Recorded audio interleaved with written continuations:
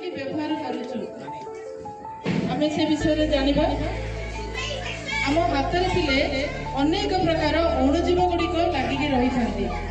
ଯଦି ଆମେ ହାତ ନ ଧୋଇକି ଯଦି ଆମେ ଖାଇବା ସେଇ ଅଣୁଜୀବ ଗୁଡ଼ିକ ଆମର ପାଟି ଖାଦ୍ୟ ସହିତ ପାଟିକୁ ଯାଏ, ଯାହାଦ୍ୱାରା କି ଆମେ ବିଭିନ୍ନ ପ୍ରକାର ରୋଗର ଶିକାର ହେବା ପାଇଁ ପଡ଼ିଥାଏ। ଅଣୁଜୀବ କ'ଣ କହିଲେ ଜାଣୁଛୁ ପିଲେ? ଏଇ ଜୀବ ଗୁଡ଼ିକ ଖାଲି ଆଖିରେ ଆମକୁ ଦେଖାଯାଆନ୍ତି ନାହିଁ।